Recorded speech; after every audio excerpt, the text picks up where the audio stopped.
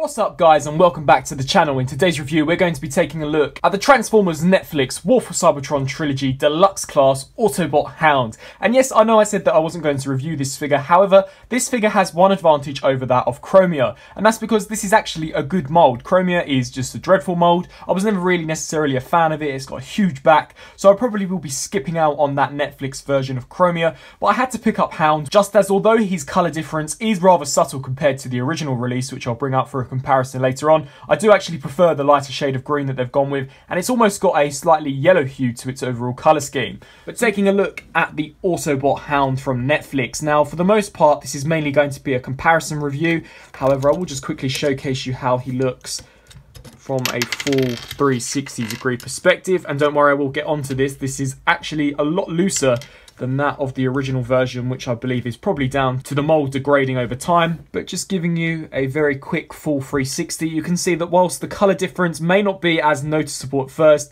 it is actually a slightly more lighter shade of green, and some of the plastic is a lot lighter than on the original version. And one thing to note, whilst on the topic on the degrading of the mould, all the joints on this figure actually do feel incredibly stiff and tight.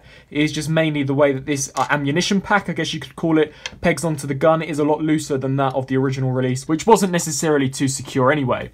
Bringing in that original version, here is where you'll probably see some of the differences within the green tone.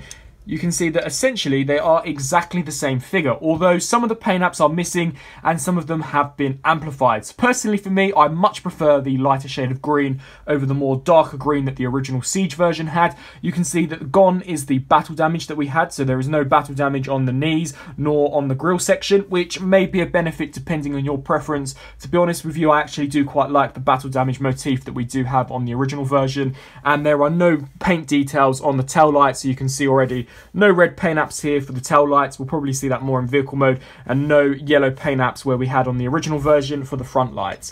But all of the other paint apps are still present. So we've got the star emblems on both of the shoulders, as well as one on either side of the left side of the shoulder or right side, depending on how you're looking at it. We do have the Autobot insignia. Rather than a copper stripe, we now have a yellow stripe, which has had some scuffage done to it to make it appear battle damaged. The figure also appears to have been given a slightly darker wash at the corners of the shoulder to probably simulate that motif of battle damage from the new Netflix series, as of course the Autobots are fighting on Cybertron.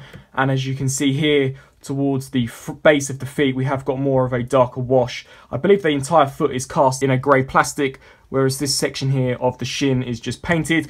I actually do prefer the paint deco on the Siege version in terms of battle damage. I think that that accomplishes it a lot better. Just giving you a side perspective.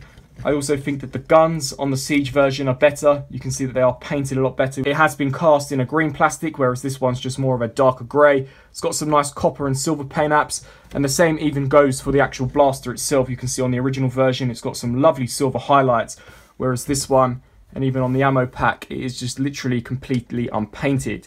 For me, the only real appealing aspect of this figure was the lighter shade of green, but upon comparing them, I have got to say that I'm probably edging to go with this original version over this one. I think this looks a lot more interesting than what we get with the repaint. The last two figures in this line, Chromia and Hound, definitely are the weakest by far, and Chromia I probably won't even pick up, as I just don't necessarily like the mould. Without further ado, let's wrap things up for robot mode and get them both transformed into their vehicle modes. And here we have both versions within their vehicle modes. Now, personally for me, I really think that it's debatable on whether or not you should pick this figure up. I really think that it's up to your own opinion on whether or not you believe that this mould is worth double dipping for. You can see that even within vehicle mode, we have lost quite a few paint apps that we had on the original version. And considering these are repaints, you really would have thought that Hasbro would have gone above and beyond with the paint apps, much like they did with some of the more recent ones like Scrapface and Mirage. But here you can see that there are no floodlights that have been painted, so the floodlights are not painted.